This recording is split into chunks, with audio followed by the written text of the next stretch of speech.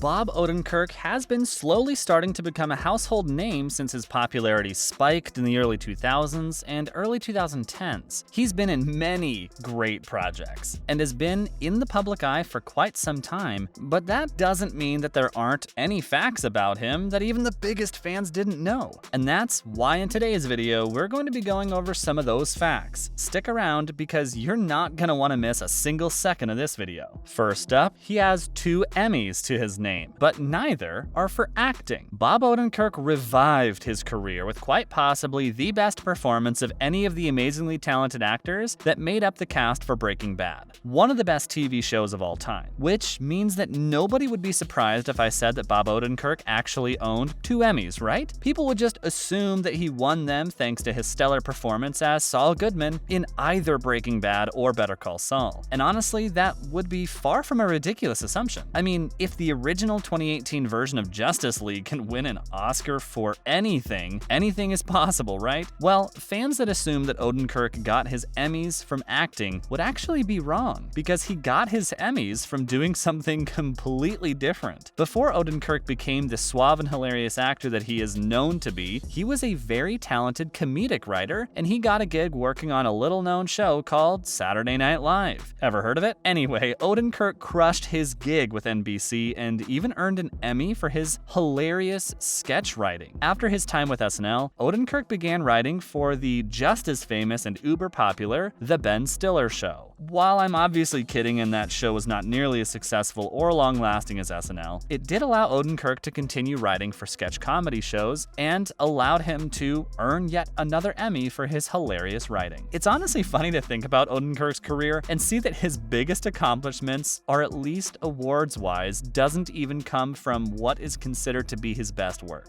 But I guess that is the life of a comedy writer, right? Speaking of comedy, he was almost cast as the lead in one of TV's funniest shows. When you think of the best comedy shows of all time, a few come to mind for sure. Classic SNL, Friends, Seinfeld, maybe The Simpsons or Family Guy if you're into adult animation. And while all these shows are hilarious in their own right, I think the majority of TV fans have to crown the American version of The Office as the funniest show ever. But did you know that Bob Odenkirk was almost cast as the legendary lead of the show, Michael Scott himself? That's right, Odenkirk saw the casting call for Michael Scott and jumped on the opportunity. He sent in his tape, did a live read for the writers, and was chosen to be on the shortlist to play the character. And if it wasn't for a little-known actor named Steve Carell, he would have gotten it. And it was narrowed down between the 2 of them. And unlike the other actors who almost got famous roles, I think that Odenkirk would have been similar to Carell in terms of quality. His ability to be wacky and zany and honestly unhinged as a comedic actor is almost unmatched. And I genuinely believe that if Carell was slightly less famous at the time, they might have gone with Odenkirk. In the end, though, Odenkirk did get to portray his version of the character on the show in season 9 when Jim sets up an interview for Pam at a real estate office, and their manager turns out to be Bob Odenkirk's version of Michael Scott, and let me tell you, it is hilarious. He would have been an amazing constellation prize if we were to miss out on Steve Carell, but obviously, what's done is done, and we can't change it now. But if you're still sad about Odenkirk not getting onto The Office, think about it this way. If Odenkirk landed the role as Michael Scott, he wouldn't have had the time to take on the role as Saul Goodman in Breaking Bad or Better Call Saul. And that would have been a crying shame, because I genuinely believe there is no other actor on earth who could play Saul better than Bob did. Next, Bob's relationship with David Cross. As I'm sure many of you know, Odenkirk is great friends with fellow comedian David Cross. However, the pair met in such an unorthodox way that I'm unsure even the 2 of them could have written it up.